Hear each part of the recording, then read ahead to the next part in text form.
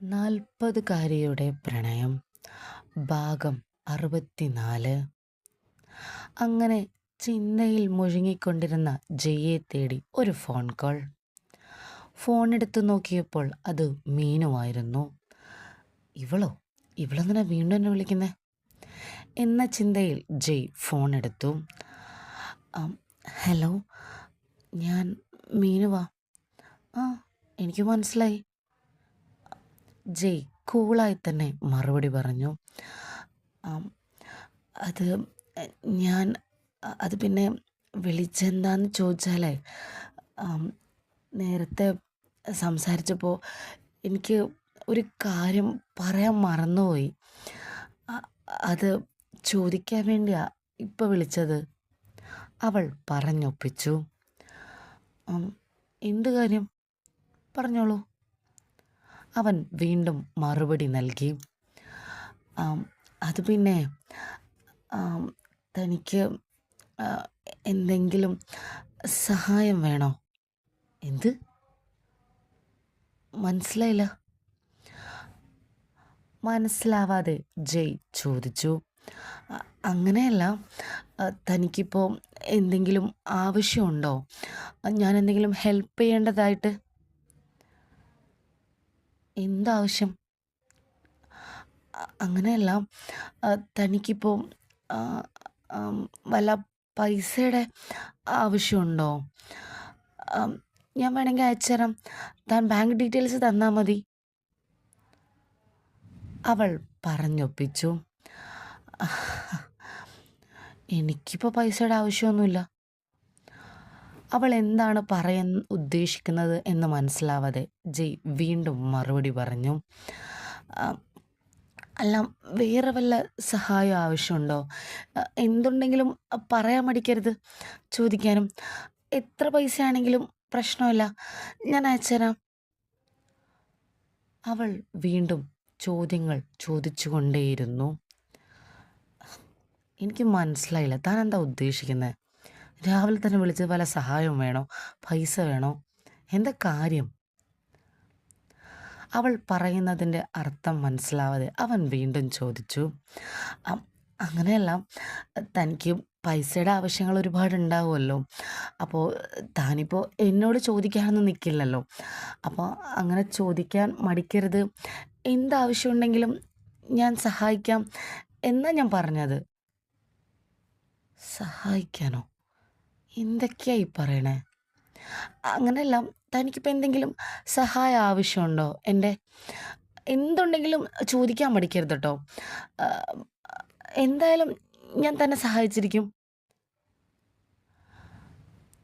അവൾ പറയുന്നത് മനസ്സിലായില്ലെങ്കിലും അവൾ ആ കാര്യം ആവർത്തിച്ച് പറയുന്നത് കേട്ടപ്പോൾ അവനൊരു ചിരി വന്നു. അവൻ കൂളായി ഒരു മറുപടി കൊടുത്തു. എന്നാ വാ, ഇവിടെ ഒരു 50 കിലോയുടെ അരിച്ചാക്കുണ്ട്, വാ. അങ്ങനെ ഒരുപാട് ചാക്കുകളുണ്ട്, ഒന്ന് എടുത്തിട്ട് വാ, ഒന്ന് ഹെൽപ്പ് ചെയ്, അതൊന്ന് ഗോഡൗണിൽ എത്തിക്കണം, വാ. അവളുടെ മുഖമൊന്ന് മാറി, ആകെ ചമ്മിയതുപോലെയായി. അയ്യോ, അരിച്ചാക്കിൻ്റെ കാര്യമല്ല ഞാൻ പറഞ്ഞത്. പിന്നെ എന്താണാവോ മാഡം ഉദ്ദേശിച്ചത്? എന്ത് സഹായമാണാവോ ചെയ്തു തരാൻ പോകുന്നത്? ജയ് ചിരിച്ചുകൊണ്ട് ചോദിച്ചു. അങ്ങനെയല്ല, തനിക്ക് എന്തെങ്കിലും സഹായം ആവശ്യമുണ്ടെങ്കിൽ ചോദിക്കാൻ മടിക്കരുത് എന്നാണ് ഞാൻ പറഞ്ഞത്. അവൾ ആവർത്തിച്ചു പറയുന്നതിൻ്റെ കാരണം പെട്ടെന്ന് ജയുടെ തലയിൽ കയറി. ഓ, മനസ്സിലായി, നേരത്തെ സംഭവിച്ച കാര്യം അല്ലേ? അതായത് ഞാൻ ചെയ്ത കാര്യം തനിക്കൊരു സഹായമായിട്ട് തോന്നി, അപ്പം തിരിച്ച് പ്രത്യുപകാരം ചെയ്യാനുള്ള തിടുക്കം അല്ലേ? അതാണല്ലേ ഉദ്ദേശം? അങ്ങനെയല്ല, പിന്നെ എങ്ങനെയാണ്? അങ്ങനെയല്ല ഞാൻ പറഞ്ഞത്.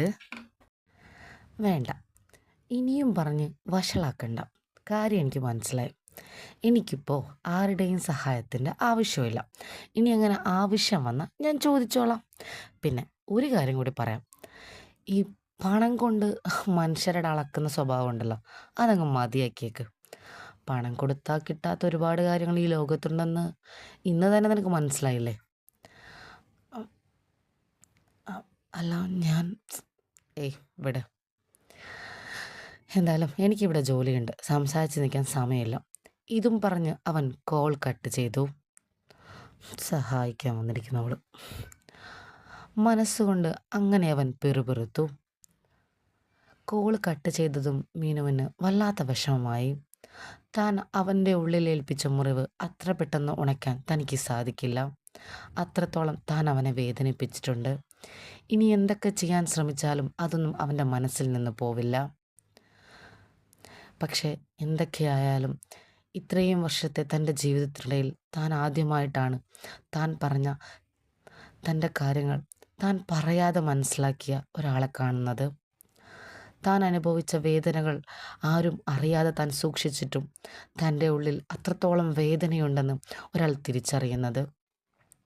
താൻ നെഞ്ചോട് ചേർത്ത തൻ്റെ കുടുംബവും തന്നെ സംരക്ഷിച്ചു പോന്ന തൻ്റെ ഏട്ടന്മാർക്ക് പോലും മനസ്സിലാവാതിരുന്ന ഒരു കാര്യം എങ്ങനെയാണ് അവൻ മനസ്സിലാക്കിയത്?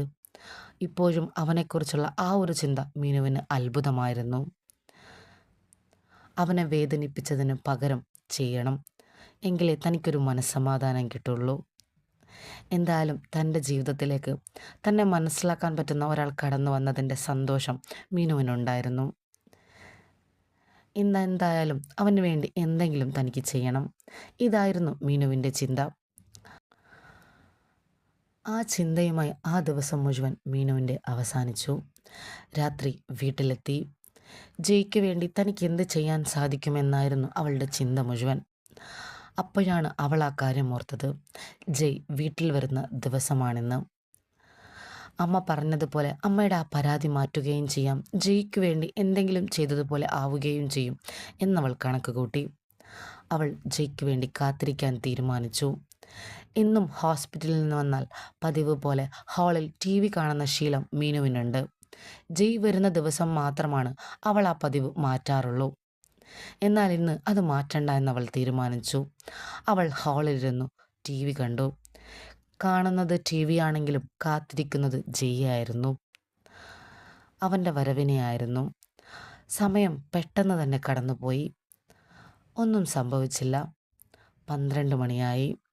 വീട്ടിലുള്ള എല്ലാവരും കിടന്നുറങ്ങിയെന്ന് അവൾ തിരിച്ചറിഞ്ഞു. ഇതുവരെയായിട്ടും ജയ് വന്നിട്ടില്ല. ഹാളിൽ TV കാണുന്ന തന്നെ ആരും പരിഗണിച്ചുമില്ല.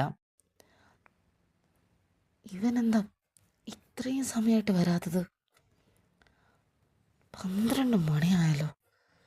ഇവൻ ഏത് സമയത്താണ് വരുന്നതെന്ന് ആർക്കറിയാം?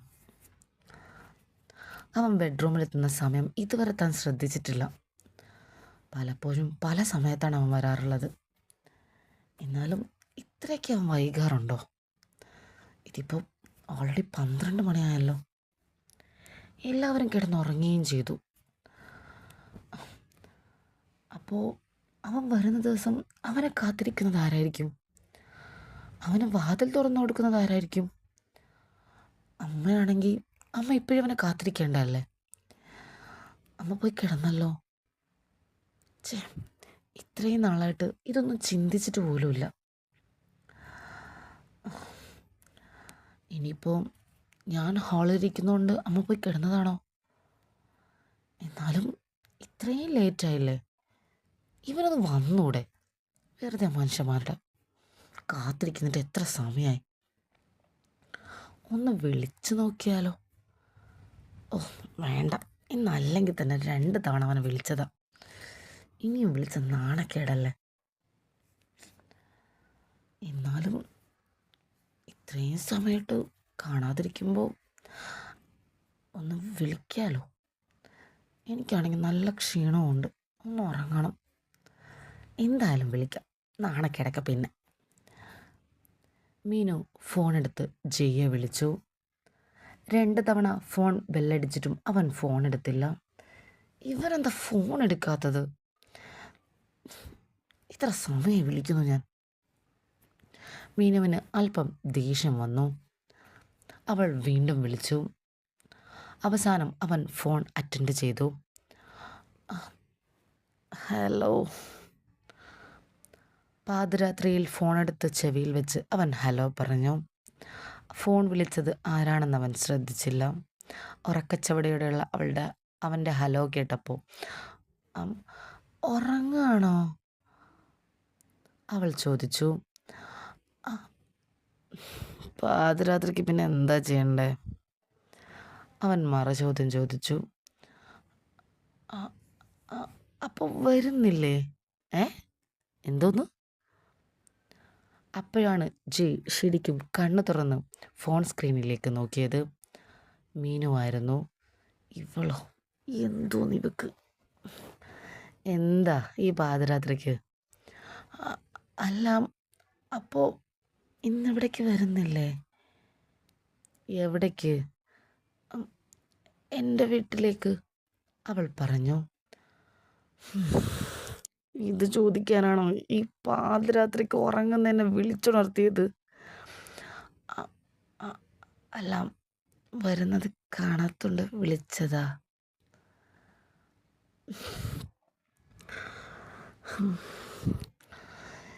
"നിന്റെ വീട്ടിൽ നിന്റെ മകളില്ലേ?" "ആ, ഉണ്ട്." "അവൾക്ക് നമ്മുടെ കല്യാണക്കാരെ അറിയാവോ?" "ആ, അറിയില്ല." "പിന്നെ ഞാൻ എന്ത് പറഞ്ഞാ നിന്റെ വീട്ടിൽ വരേണ്ടത്?" "ആ, ആ, അത് ഞാൻ ഓർത്തില്ല." "ആ, ഞാൻ ഓർത്തായിരുന്നു." "ആ, അപ്പോൾ വരുന്നില്ലല്ലേ?" "ഇത് ഞാൻ നേരത്തെ വിളിച്ചപ്പോൾ അമ്മയോട് പറഞ്ഞിരുന്നു ഞാൻ വരുന്നില്ലെന്ന്. ഞാൻ ഇപ്പോഴാ ഒന്ന് ഉറങ്ങിയത്. എന്തിനാ ഇങ്ങനെ? ഒന്ന് വെച്ചിട്ട് പോ." ഇതും പറഞ്ഞ് ഉറക്കച്ചവളിൽ തന്നെ അവൻ ഫോൺ കട്ട് ചെയ്തു. ഛേ, വേണ്ടായിരുന്നു. ഛേ, എന്നാലും ഞാനെന്താ അത് ഓർക്കാതിരുന്നേ? അമ്മ ഉള്ള കാര്യം. ഛേ, ഇത്രയും ടൈം വെറുതെ വേസ്റ്റ് ചെയ്തു. കിടന്നുറങ്ങിയാൽ മതിയായിരുന്നു. അമ്മയുടെ അവൻ വിളിച്ചു പറഞ്ഞത്ര വരുന്നില്ലെന്ന്. ഇവൻ എന്നെ തന്നെ വിളിച്ചു പറഞ്ഞാൽ പോരെ? ഒന്നുമില്ലെങ്കിലും ഇന്ന് 2 തവണ ഞാൻ വിളിച്ചതല്ലേ? അവൾ പിറുപിറുത്തു. പോയി കിടന്നുറങ്ങാം എന്ന് പറഞ്ഞ് തിരിഞ്ഞപ്പോഴേക്കും നേരെ മുന്നിൽ നിൽക്കുന്നു അമ്മ. അമ്മയെ കണ്ട് മീനു ഒന്ന് നെട്ടി. അമ്മയെ കണ്ടത് മീനുവിന് എന്ത് പറയണമെന്നറിഞ്ഞില്ല. താണൻ ഫോൺ സംസാരിച്ചതും അത് കഴിഞ്ഞ് പിറുപിറുത്തതും അമ്മ കേട്ട് കാണുമോ? അമ്മ ചിരിച്ചുകൊണ്ട് മീനുവിനോട് ചോദിച്ചു. "എന്താ മോളെ, ഭർത്താവ് വരുന്നില്ലേ?" ആഹ്. അവൾ മറുപടിയൊന്നും പറഞ്ഞില്ല.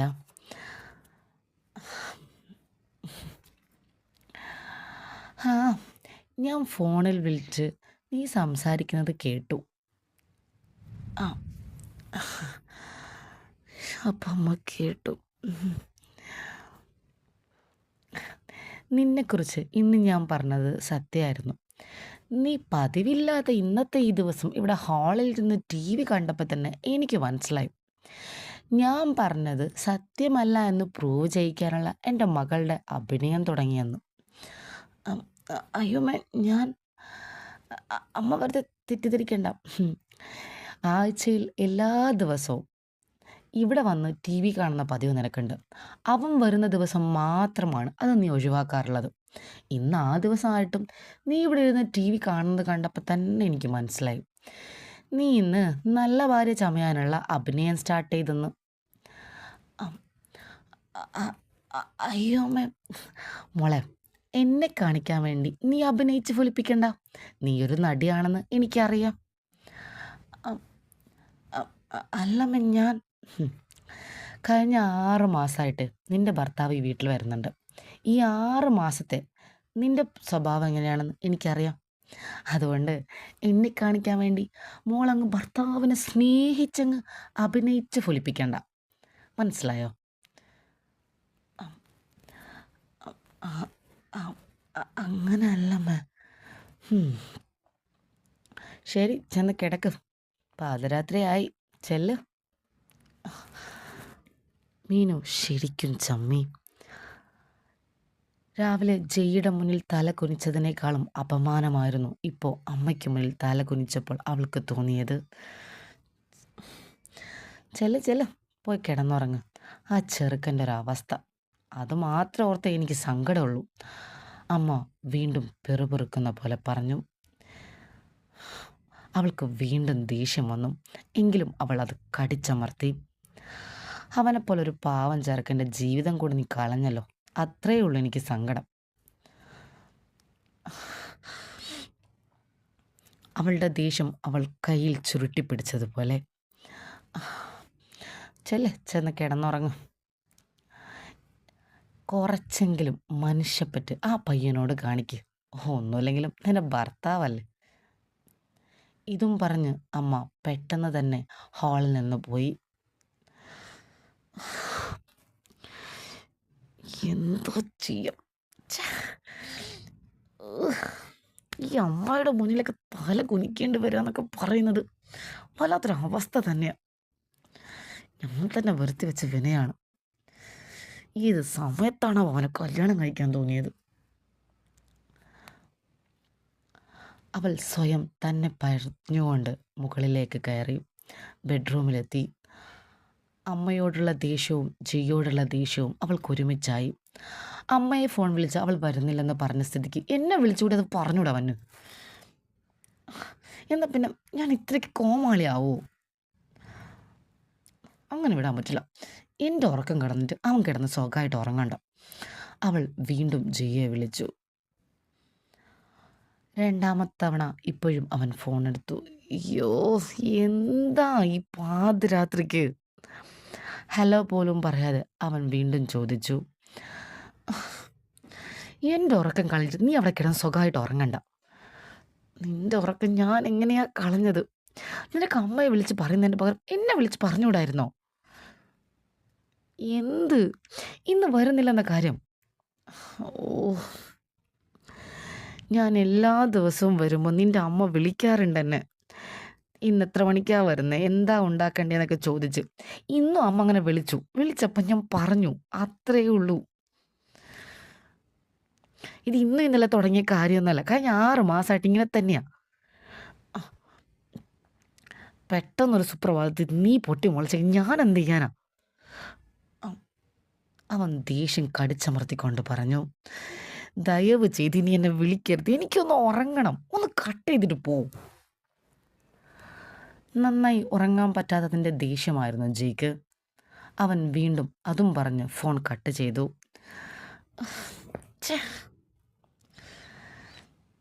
അല്ലെങ്കിലും അവൻ പറഞ്ഞ കാര്യം ശരിയാ. 6 മാസമായിട്ട് എങ്ങനെയാ കാര്യങ്ങളെന്ന് എനിക്ക് അറിയില്ലായിരുന്നല്ലോ. ഇതൊക്കെ ആദ്യമേ ചിന്തിക്കേണ്ടിയിരുന്നു. എന്നാലും ഞാൻ എങ്ങനെയാ ഇങ്ങനൊരു പൊട്ടത്തരം ചെയ്ത്?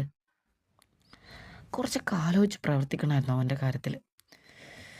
എല്ലാം പറ്റി. ഇനിയിപ്പോൾ ഓരോന്നായിട്ട് പറ്റുന്ന പോലെ തിരുത്താം. വേറെ വഴിയൊന്നുമില്ല. അല്ലെങ്കിൽ എല്ലാവരും കൂടി എന്നെ തെറ്റുകാരിയാക്കും. ഇങ്ങനെ പോയാൽ ശരിയാവില്ല. ഇതും ആലോചിച്ച് മീനു കിടക്കാൻ ഒരുങ്ങി. നന്നായി ഉറക്കം വരണേ എന്ന് പ്രാർത്ഥിച്ചു. ഈ ഭാഗം ഇഷ്ടമായാൽ ചാനൽ സബ്സ്ക്രൈബ് ചെയ്യാനും ലൈക്ക് ചെയ്യാനും കമൻറ്റ് ചെയ്യാനും മറക്കരുത്. അടുത്ത ഭാഗം ഉടൻ വരും.